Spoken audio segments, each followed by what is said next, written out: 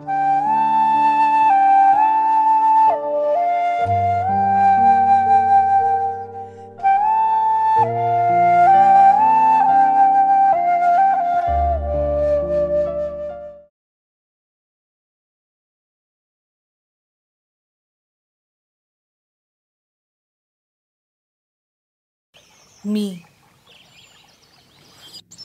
पृथ्वीचा, पाण्याचा चुकून शिडकावा झाला तरी उमलून येणारा. मी पाण्याचा, पदरी पडेल ते स्वीकारीत विना तक्रार पुढे जाणारा. मी तेजाचा, जिवंतपणाच्या हरेक उत्सवाचा प्राण असलेला. मी आकाशाचा, भिंतींनी घेरला जात असतानाही आपले आकाश सांभाळणारा. मी द भा धामणसकर, निसर्गाशी एकरूप झालेलं एक ऋषितुल्य व्यक्तिमत्व. निसर्ग हा धामणसकरांच्या कवितेतून श्वासोच्छ्वासासारखा वाहतो. निसर्गाची विविध रूपे, रंग, आकार तदाकार होऊन अनुभवताना धामणसकरांची कविता डवरून येते. आज वयाच्या 89व्या वर्षी आपण कवितेचं पानसाठी वेळ दिलात आणि कवितेच्या पानातील एक पान सोनेरी केलं. आपले मनापासून आभार.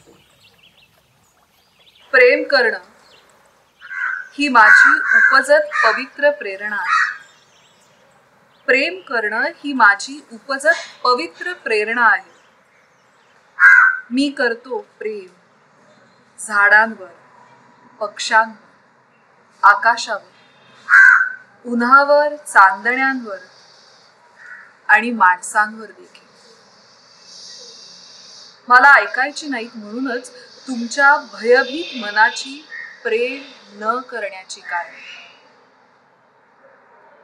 मला ऐकू येत नाही तुमची हलक्या आवाजातली कुसकुस.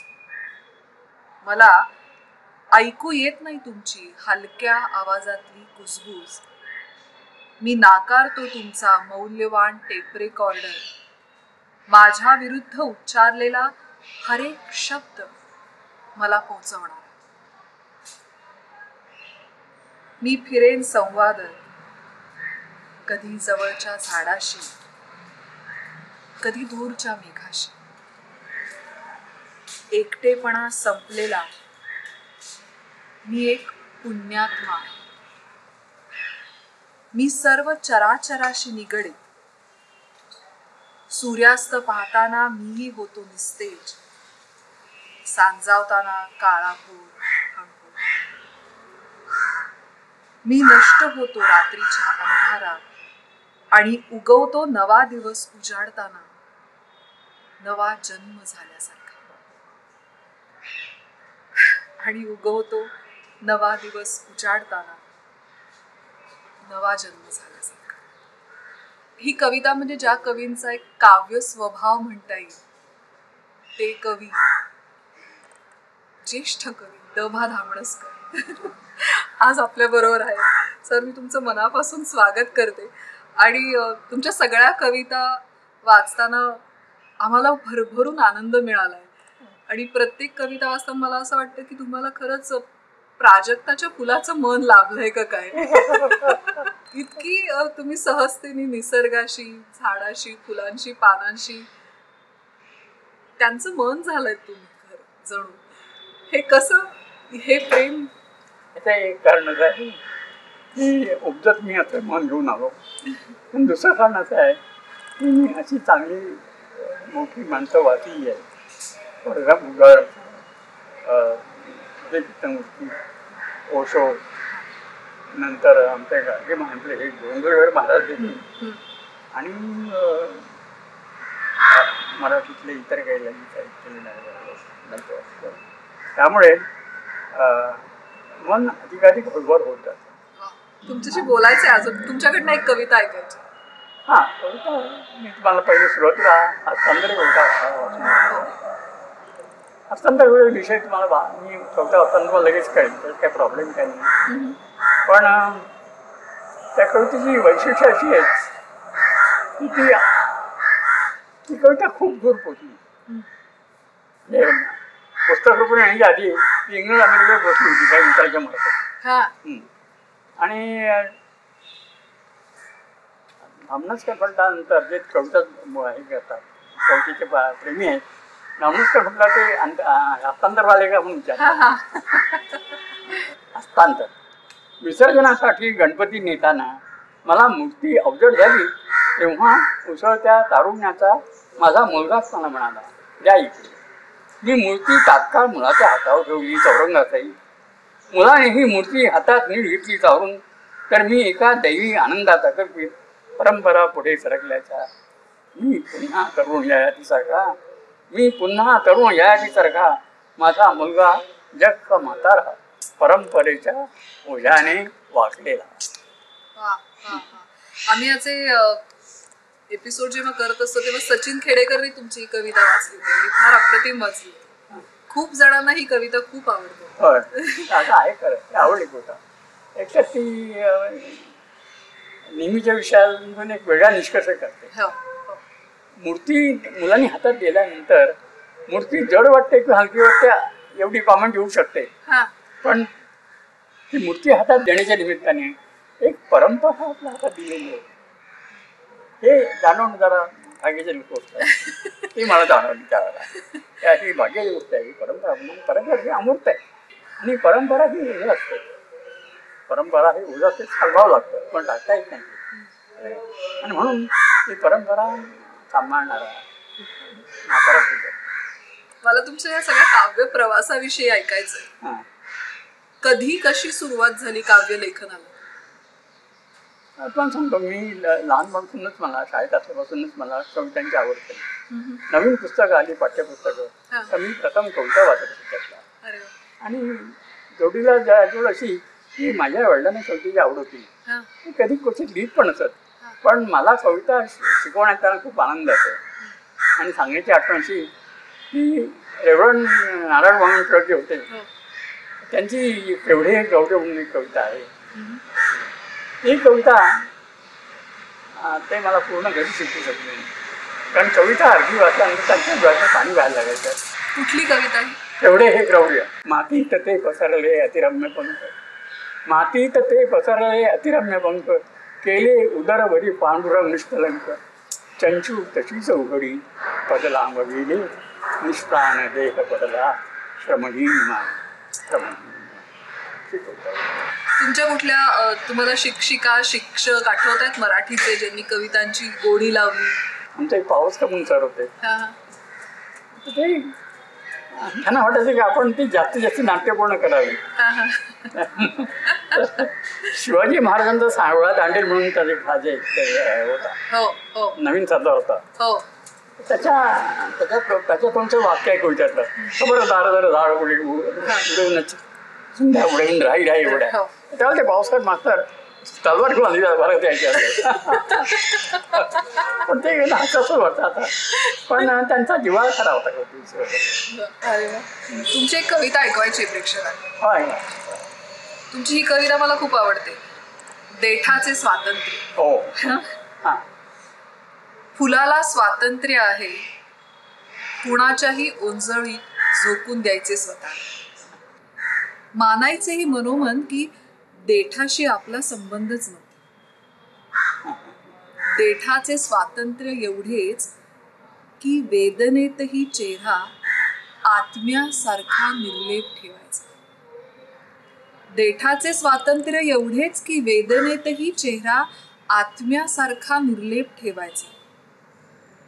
फुलाची कोणी चौकशी केली तर म्हणायचे, छे छे, मी नुसता देठच.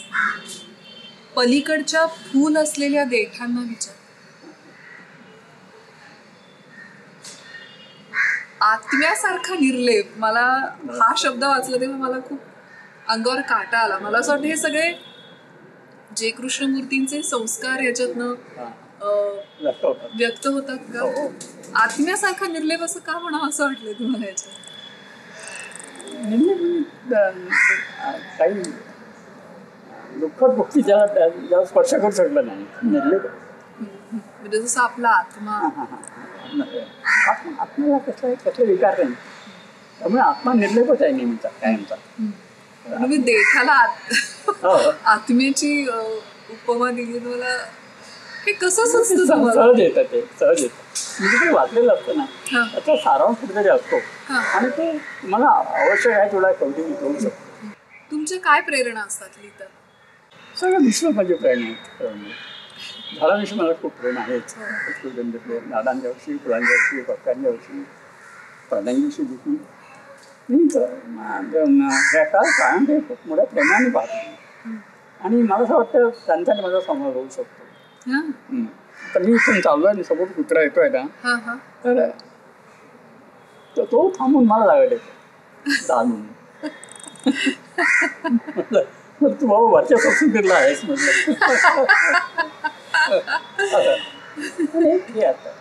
आणि इथून चालताना संध्याकाळी ते मागे बसलेलं असतात आणि काठी बाजू येते उठत असं मला आनंद. मला खबरच नाही ते मला आपलं असलं. एखादी कविता ऐकवा. हो प्लीज प्लीज.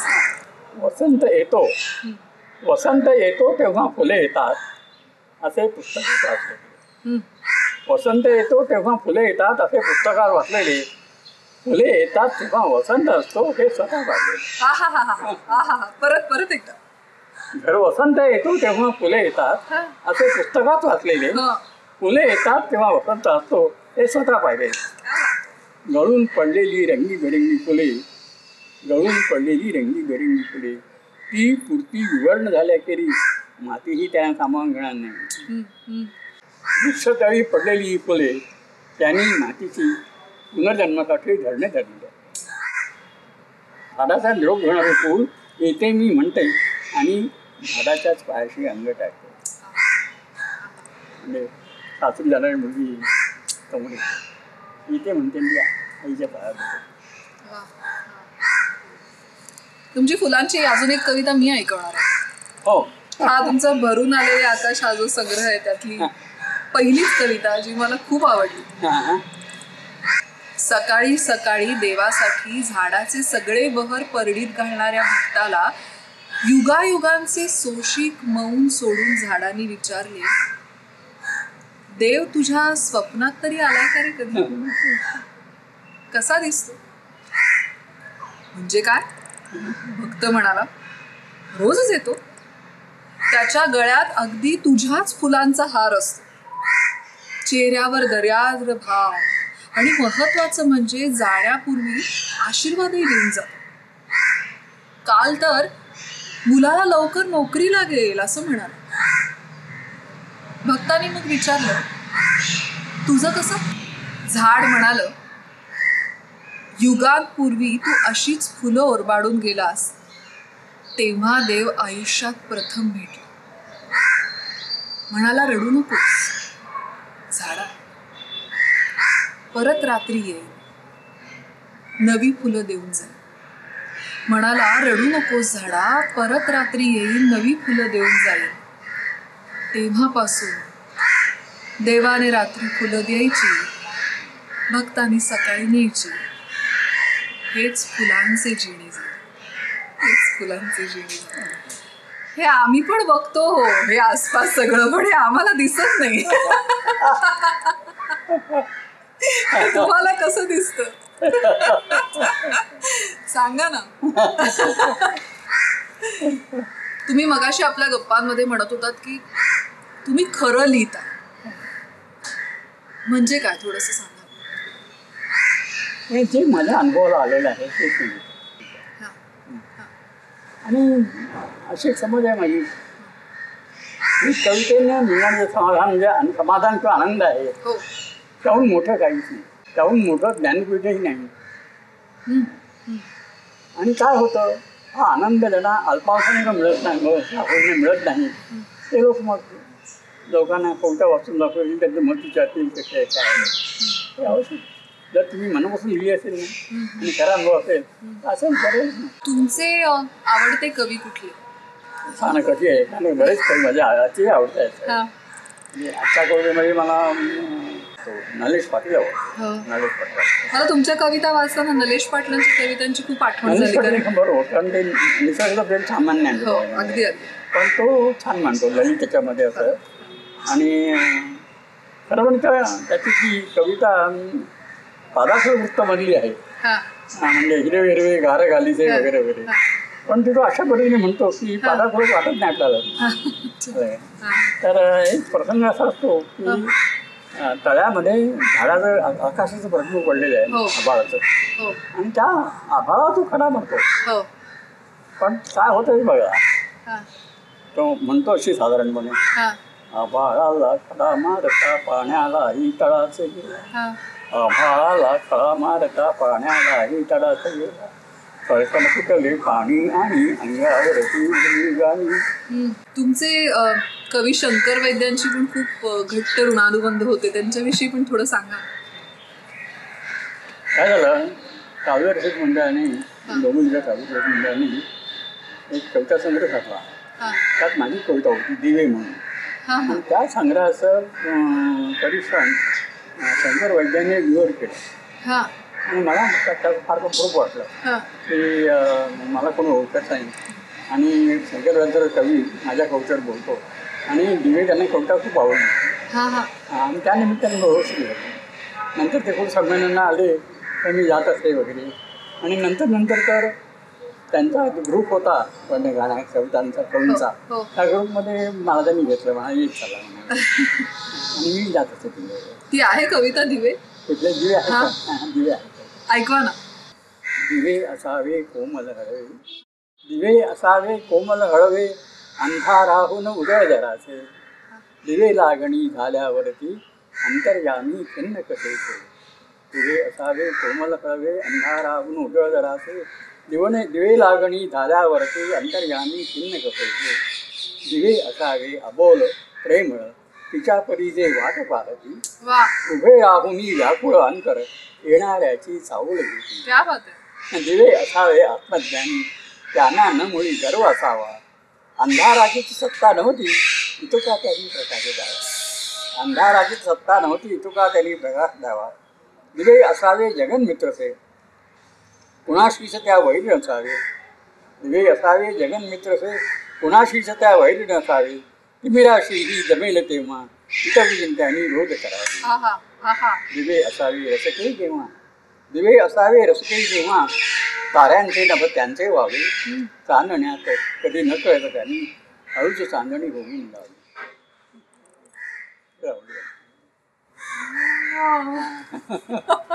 आणि शंकर वैद्यांनी एकदा माझं कौतुक करण्याच्या घरात असं सांगितलं की अहो धामणसकर म्हणजे कविताला हे माहीतच नव्हतं कोणाला. हा. आणि ज्याला माहीत झालं त्याला काही 50 वर्ष झाले होते. शंकर वैद्यांची छत्री कविता आहे माहिती हा. आहे. तर तुमची एक कविता वाचताना मला छत्री कवितेची आठवण झाली. हो. ती कविता मला ऐकवायची आहे आणि मला त्यातल्या काही शब्दांचा अर्थ लागला नाही तोही विचारायचा. ऐकवते. निरोप घेता. हां हां हां. डोक्यावरचा कधीही कोसळू पाहणाऱ्या पावसाचा धाक तिच्या लक्षात येण्यापूर्वीच मी तिचा निरोप घेतला. डोक्यावरचा कधीही कोसळू पाहणाऱ्या पावसाचा धाक तिच्या लक्षात येण्यापूर्वीच मी तिचा निरोप घेतला. तेव्हा ती सहजपणाने म्हणाली, येताना मी बरोबर होते, जाताना एकट्याला कंटाळा येईल नाही. छे ग, मी तसा एकटा असतच नाही. येताना तू बरोबर होतीस, जाताना पाऊस. निर्णायकपणे मी तर काही नेमके कळल्यासारखे तिचे डोळे भरून आले. माझी हिंस्त्रता मला कमालीची विलोभनीय वाटू लागली. म्हणजे ही कविता वाचताना मला असं वाटलं की शंकर वैद्यांनी त्यांच्या छत्री कवितेत तिला पोचवून दिलं आणि त्याच्या पुढे काय झालं ते तुम्ही लिहिलं. त्यात तुम्ही असं लिहिलंय, माझी हिंस्त्रता मला कमालीची विलोभनीय वाटू लागली. जाताना पाऊस आहे, आम्ही एकटं आहे, हे जास्त जास्त तीव्रपणे सांगितलेलं आहे. हा हा तू बरं होतीस जाताना पाऊस असं म्हटलंय, पण ते बरोबरच आहे. ते तेवढं तर मान्य नाही. आणि त्याशिवाय मी जातोय ह्याचं तिला वाईट वाटेल, ह्यालाच त्याला आनंद झाला. हा म्हणजे तिला त्याच्यामध्ये टोचण्याची त्याची तो जो हेतू होता तो मी हिंसा पण बोललो होतो, तू येत नाही बरोबर ना, पाऊस आहे बरोबर. तर म्हणून माझ्या हिंमत नाही, माझी हिंसता मला कमालची लोभणी वाटायला लागली आणि जखम केल्याचा आनंद. असा त्याचा आणि कवितेचे अर्थ वाचकागणित बदलत असतात आणि सगळेच खरे असतात. पण मला ती अशी वाचता वाचता रोमॅन्टिक कविता आणि अचानक हिंस्त्रता शब्द आला ना, ते पुरुषी अहंकार आहे. पुरुषाला आपला प्रेम म्हणाय पाहिजे ना, दुःख घेऊन असतं की त्याला आवडतं.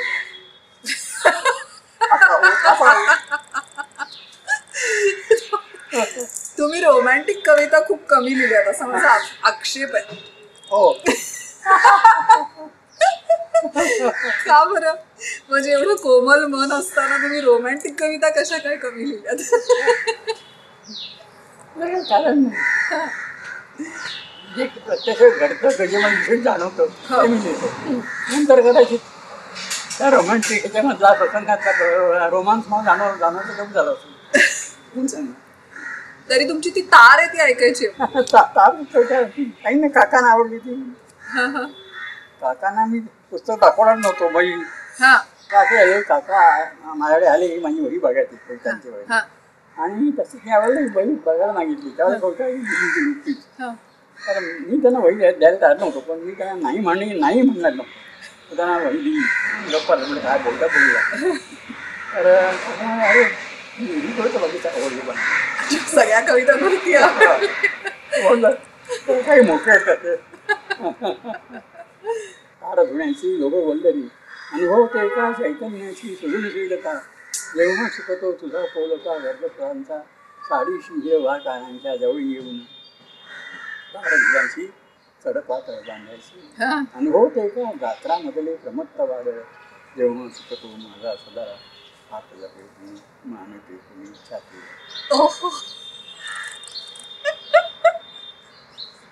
व्हिज्युअल आणि नुसतीच व्हिज्युअल पण डोळ्यासमोर उभं राहतं, चित्र डोळ्यासमोर उभं राहतं, नुसतीच रोमॅन्टिक नाहीये. बोरकरांच्या पण कविता तुम्हाला आवडतात? बोरकरांच्या कविता मला आवडतात. एकतर बोरकरांची जी गेयता आहे ना, ती पकडून ठेवणारी आहेत ना. काही उदाहरण? आणि बोरकरांची कविता एका सुसंस्कृत म्हणायची कविता आहे. सगळे चांगले संस्कार दिलेली कविता आहे. त्यांची एका कवितेत ती ईश्वराकडे दान म्हणतात, प्रकृती एकच मत वरदान.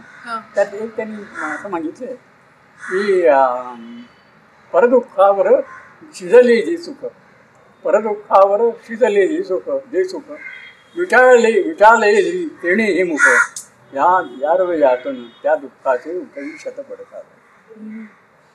आणि बरोबर एकदम असे हे देखील सांगतात, म्हणजे कॉम्प्लिमेंट देतात.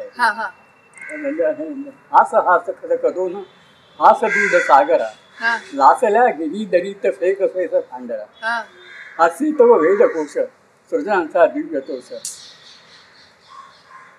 विष द्याया हसती मुली पचवाया हसती मुली, हास्य अकारण तारक रे तुझेच सुंदर. तुझंच हास्य अकारण तारक आहे. असे काही वीज द्यायला देतात किंवा वीज पचायला घेतात. म्हणजे ही बोरकरांची कविता आहे जिथे त्यांना धबधबा, तो हास्याचा खळखळाट जाणवतो त्याच्यामध्ये. आणि तुमची एक अशी कविता आहे की जी समुद्राकडे बघून तुम्हाला असं वाटतं की समुद्र हा आपल्यासारखाच दुःखी आहे. ती फार सुंदर कविता आहे. म्हणजे समुद्राचे तुकडे आहेत. हो, ते मी ऐकवते. हे जे तुकडे आहेत तुम्ही म्हणतात असं की मगाशी मी तुम्ही फुलांविषयीचे ते तुकडे ऐकवलेत, म्हणजे हे काय असतं ह्याला धड ह्या चारोळ्या पण नाही, हायकू पण नाही, पण ह्या छोट्या छोट्या कविताच म्हणायच्या. हा, पण त्याच्यातच त्याचं एकमेकांशी काही आहे नातं का ते वेगवेगळे तुकडे पण आहेत असे?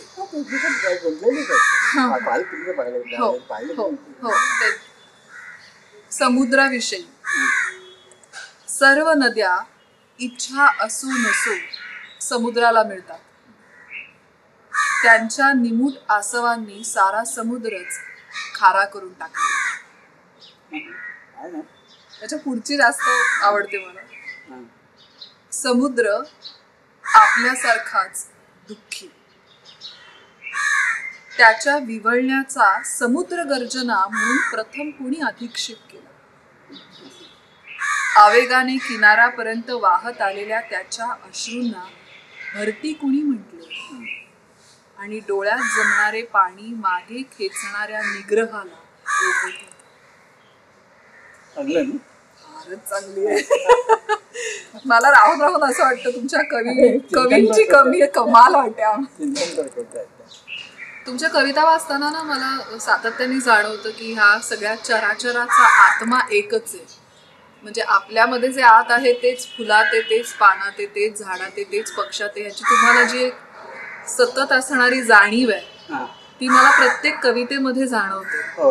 तर ही तुम्ही कुठून एवढी तुमच्या कणाकणामध्ये सामावली गेली, कशामुळे सामावली गेली? थोडी माझी सांगितलं पाहिजे की थोडी आध्यात्मिक साधनं आहे, नामस्मरण करणारा माणूस आहे, आणि त्यामुळे हे होतं की तुम्ही जास्त अवेअर राहता, मग जास्त जाणवतात वगैरे. कारण मनाची गडबड शांत झालेली असते, म्हणजे बरीचशी शांत झाली असं मला वाटतं. त्यामुळे न विचारल्या गोष्टी मला दिसतात, जाणवतात. काही कवी नुसताच अनुभव सांगतात, त्याच्यात सौंदर्य नसतं. तर त्याच्यावर तुमचं असं काही म्हणणं आहे ते काय आहे ते आम्हाला सांगा. नुसताच अनुभव मांडणं त्यात जिवंतपणा नसतं, जिवंतपणा असायला पाहिजे. जिवंतपणा कधी ज्यावेळी तो अनुभव तुमचा आहे असं लोकांना वाटेल तेव्हा, आणि बाहेर लोकांना कळतं की हा अनुभव यांचा एक वेळी मांडले आहे. आता म्हणून म्हणजे बादशाच्या वेगवेगळे कविता किंवा माझ्या लग्न वेगळे कविता कविता करत नाही, अपवाद असतात का? माझ्याकडे अपवाद आहेत, नातवावर लिहिले, मुलींवर लिहिले. तशी तुमची एक आजोबा नावाची कविता आहे, हा ती मला एक खूप आवडते, ती मी ऐकवणार. मला ती वाचवेल की नाही शंका आहे, पण मी प्रयत्न करते, कारण ती साधी वाचताना सुद्धा मला गहीवरून येतो बऱ्याचदा. आजोबा. सकाळी उठल्याबरोबर आजोबा नातवाला घराबाहेर नेतात. सकाळी उठल्याबरोबर आजोबा नातवाला घराबाहेर नेतात. कटाक्षाने झाडे, फुले, पक्षी, आकाश इत्यादी उन्हाच्या संदर्भानिशी दाखवतात. तेव्हा तोही पर्युत्सुक डोळ्यांनी सारे पाहत राहतो. एखाद दिवशी आजोबा विसरले तर, आजोबा आपण खाऊ आणायला जाऊया ना, इतक्या लढिवाळपणे. झाडं बघूया ना आजोबा, असं म्हणतो. आजोबांना बरं नसतं तर कडेवर घ्यायची अट शिथिल करतो. आजोबांना बोट धरून नेत त्यांचं जग त्यांना दाखवतो. तेव्हा मिटत चाललेले आजोबा म्हणतात, बरं का उन्हा, आकाशा, झाडांनो, पक्ष्यांनो, फुलांनो, उद्यापासून बहुधा बिट्टू एकटाच तुमच्या चौकशीला येत जाईल. बदल्यात वारसा हक्काने जडू, त्याला कुठेच कधीच एकटं वाटणार नाही, एवढं मात्र बघा.